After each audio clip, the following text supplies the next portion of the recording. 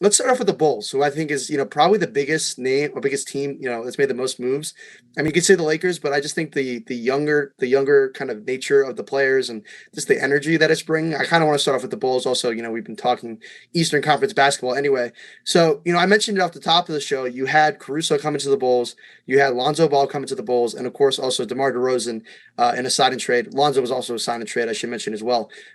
So your thoughts on what the Bulls have done? Maybe pick one of the moves. I don't know which one stands out the most to you, and just kind of like, what do you think about the move the Bulls have made? Because frankly, for me, I found it a little surprising that they were able to get three bigger. I mean, Caruso is who he is, but to get these guys this early on, it's pretty impressive. Yeah, I think it was a great approach by the Bulls this offseason. They're a team who Zach Lavine is, I think, not necessarily superstar level, but he's certainly an all-star, and I think he can get to that superstar level. He's still so young, just crazy talented, and now he's kind of has a little bit more of a core around him to help build and develop. I'll start by saying I think the Bulls are making the playoffs in some way, shape, or form, as long as they're healthy. You have a starting lineup most likely of Lonzo at the point, Lavine at the 2, DeMar DeRozan 3, maybe Patrick Williams at the 4, and then Vucevic at the 5. That's a very solid 5 guys going out there night on a nightly basis. You asked me to pick one.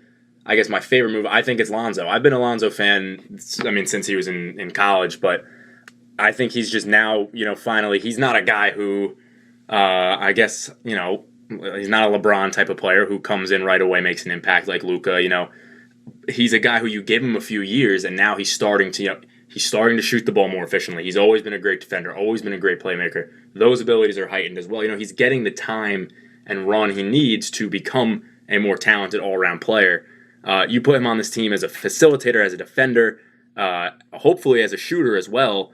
I think he really can take a next step in Chicago. I know he's bounced now his third team, and I think his 4th or 5th year in the league, maybe. I think it's his 4th year. But I think he's really has a chance now to grow, especially with you put him with Zach Lavine. It could be, Zach's very athletic. People are sad that Lob City in New Orleans was done with Zion. Who knows? Maybe something happens here. But I also think him just playmaking with Lavine as the 1 and the 2, I think would be fantastic.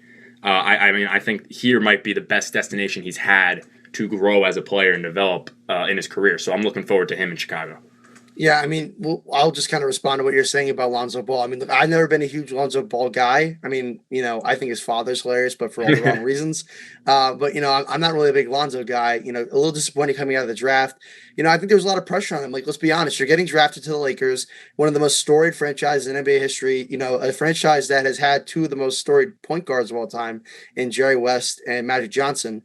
To step into those shoes, even with Magic at the time was the GM. When Magic Johnson is saying you're going to be great and is saying you're going to turn the franchise around, it's easy to understand, especially with his father's antics, like why there was so much pressure and why it didn't really work out with him. And LeBron comes in, and like you said, he turned things around in New Orleans. This past season, career highs in 3-point percentage, career highs in field goal percentage, true shooting was up, points per game was up, career low in turnovers. So look, he's really turning it around.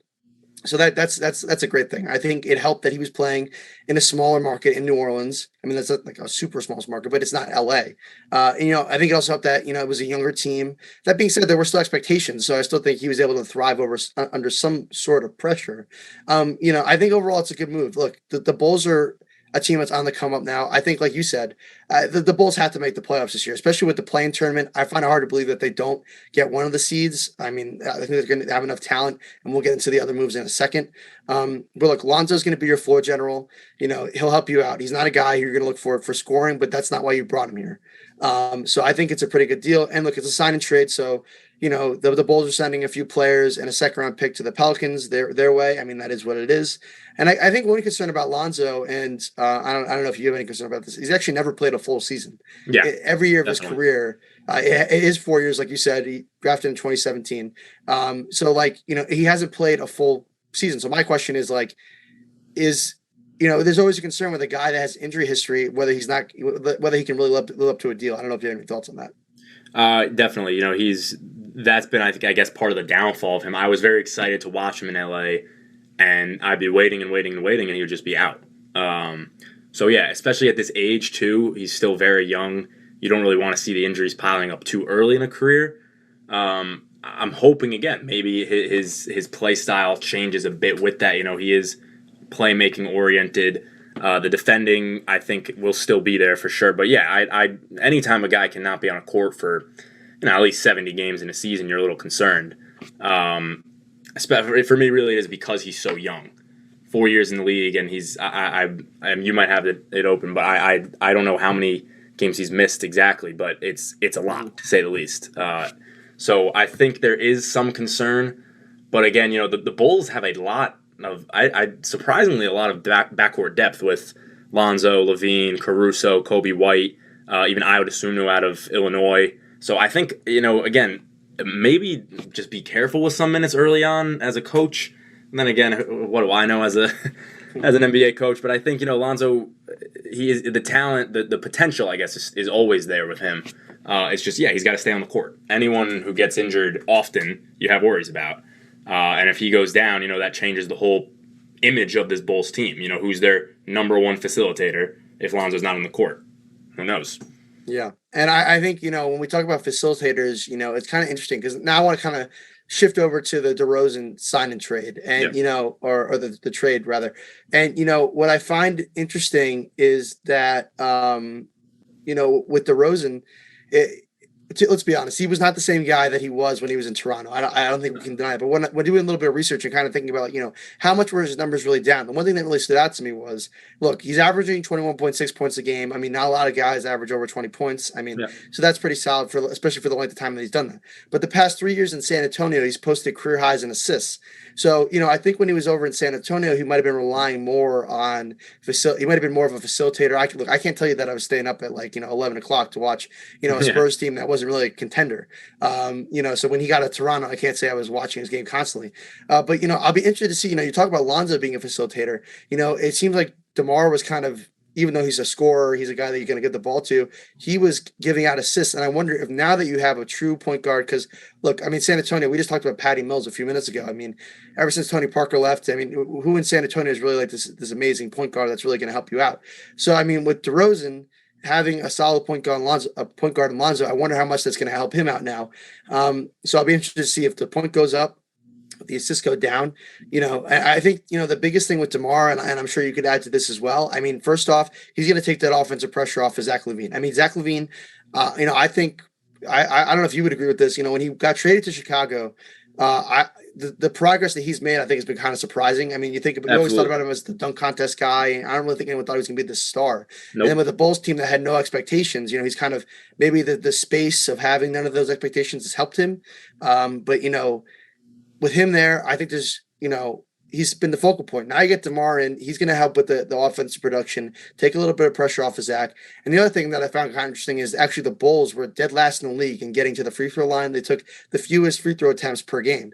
And DeMar averages 7.2 free throws a game, which is good for eighth best in the league. So you're bringing in a guy who's not only going to make shots and get some offensive production, but he's going to get to the line, which is something that you desperately needed as a team last year. And I guess we can break down Caruso a little bit as well. But I mean, your thoughts. We talked about Lonzo now with DeMar. I mean, what do you think he can really bring to this team now? Yeah, you covered a lot of it. I think he can be either or, a playmaker or that scorer. He'll definitely take pressure off Lavine. This isn't necessarily where I wanted to see him go. I was hoping maybe he'd go not to the Lakers. I think that's just a little too much. But if he were to go to a team, I don't know, maybe like I don't know, like the Jazz or something, a team that was kind of there, and you add another piece, and maybe they have a chance to win. But him going to this team, I think the biggest impact I think he'll have is this Bulls team is still very young. I think the impact he'll have is A, the leadership, and B, kind of just developing these guys. He's going to take the pressure off Lavine, and arguably those guys play very similar. If you look at DeMar in a few years back in Toronto, very similar styles of play. Lavine's a bit better of a shooter, but they both take it to the hoop. They're both kind of iso ball scorers. I think it's going to be really good for those two to pair up and kind of learn, DeMar or teach Lavine, and Lavine will learn from DeMar. I think it'll be very interesting. I guess if you want to talk about the playmaking, I don't think he'll necessarily do as much unless Lonzo goes down, because DeRozan can still score. He's getting up there in age, but he's not old. He still has, I would say, a year or two left of kind of prime-ish years where he can contribute, but he doesn't need to be that guy. He's not the best player on this team, and I think he'll he'll understand that and want to, get these guys to be better than him for the future as a teammate. So I think, DeRozan, he's not a guy, from what I've seen, who's kind of hunting for that ring. I think he wants to be in it for the long haul, just keep playing. And I think it's going to be really good for him just to be there to help mold and develop this young Bulls team.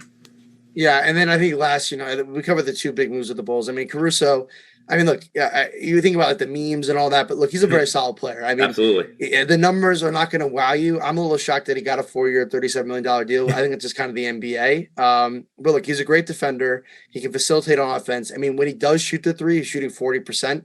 So, I mean, that's something, I guess. But, this is the best way to put it. I think LeBron loved playing with him. LeBron was a huge supporter of him. And if LeBron thinks you're a good player and you belong on the floor with him, then I think, you're probably worth your stuff in the NBA. Yeah, again with Caruso, it's if the Knicks were to sign him, I'd be happy. He's a tough player, and he shows. If you look up Alex Caruso career highlights, he's got some phenomenal plays. Whether it's passing, somehow dunking the way he does, but he's a very solid NBA player. He'll be a role player his whole career for sure. But I think he brings two things to this Bulls team where he can come in and run the point if you need it, and he's also a guy who has winning experience, and you need that on teams with young guys who are looking to grow and develop. So same thing with DeRozan, while he hasn't won a ring, he's been to the playoffs, he's been on these deep runs and has that experience when you need it. Caruso, of course, has it at a bit higher level of a champion.